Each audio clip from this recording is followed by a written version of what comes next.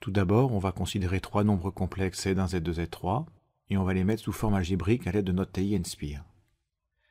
Puis, on va calculer le module et un argument du nombre complexe 2-2i et le mettre sous forme trigonométrique.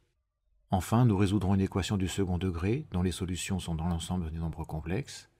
Et enfin, pour finir, étant donné 3 points ABC dont on connaît les affixes, on demande de déterminer la nature du triangle ABC. Le tout, bien sûr, avec notre calculatrice TI Nspire CXCAS. Commençons donc par mettre Z1, Z2, Z3 sous forme algébrique. On appuie tout d'abord sur la touche Maison de notre calculatrice pour avoir l'écran d'accueil.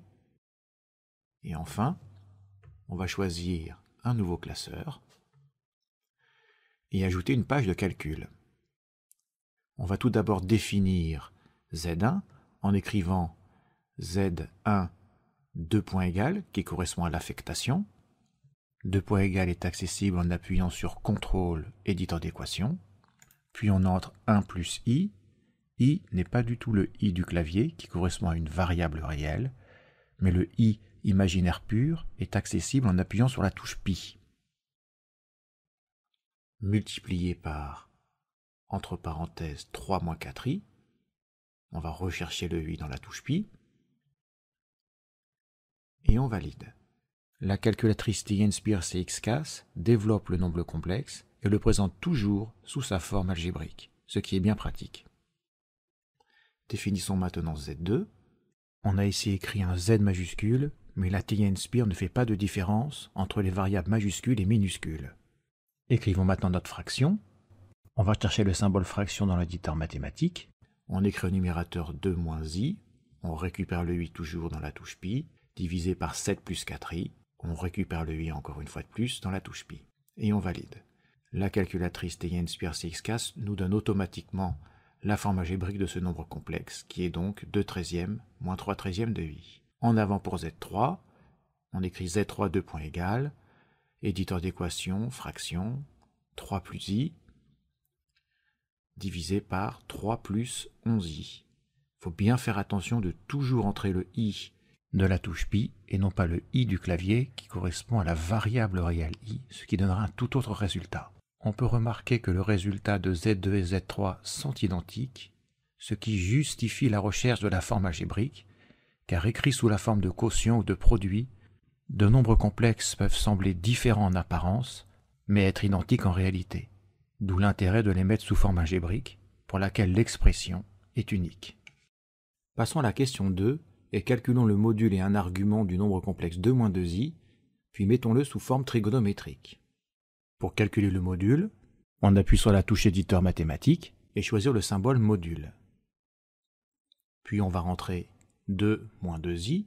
On rappelle que le i est accessible via la touche pi. Et on valide. On obtient ici donc 2 racines de 2. Pour l'argument, on va appuyer sur Menu, Nombre, Complexe et choisir Argument. On constate qu'au-dessous, il y a l'instruction module, mais son accès était plus rapide via l'éditeur mathématique. On entre 2 moins 2i et on valide. On obtient comme argument moins pi sur 4. Pour déterminer la forme trigonométrique exponentielle du nombre complexe 2 moins 2i, on entre 2 moins 2i, on va appuyer sur Menu, puis Nombre, encore Complexe, et on va choisir Convertir en coordonnées polaires. On aurait pu aussi entrer flèche polar, c'est identique. Et on valide. On obtient donc que 2 moins 2i égale 2 racines de 2, e puissance moins pi sur 4. Résolvons maintenant notre équation d'inconnu complexe. L'instruction pour cela est accessible en appuyant sur Menu, mais cette fois-ci on choisit Algèbre, puis Complexe, et enfin résoudre. L'instruction était csolve qu'on aurait pu écrire au clavier.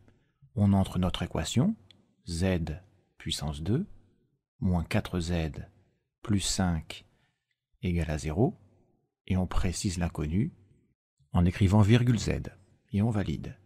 On obtient donc comme solution z égale 2 plus i, ou z égale 2 moins i. Dans cette dernière question, on va calculer les longueurs des segments du triangle ABC.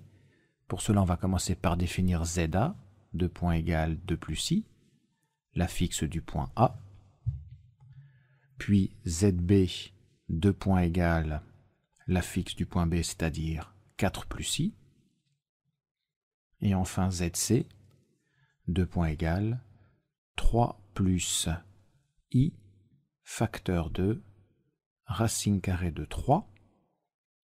Donc le symbole racine carrée est accessible dans l'éditeur mathématique, plus 1. Maintenant, on va calculer la longueur AB, c'est-à-dire le module de ZB moins ZA. Donc le module est accessible dans l'éditeur mathématique. Puis on rentre ZB moins ZA. ZB et ZA sont en caractère gras, ce qui signifie qu'ils sont déjà définis. On calcule la longueur AC en faisant module de ZC moins ZA. On obtient aussi 2, donc la longueur AC vaut 2. Et enfin, on va calculer la longueur BC en écrivant le module de ZC moins ZB. On obtient encore 2. Conclusion, les longueurs AB, AC et BC sont les mêmes, le triangle ABC est donc équilatéral.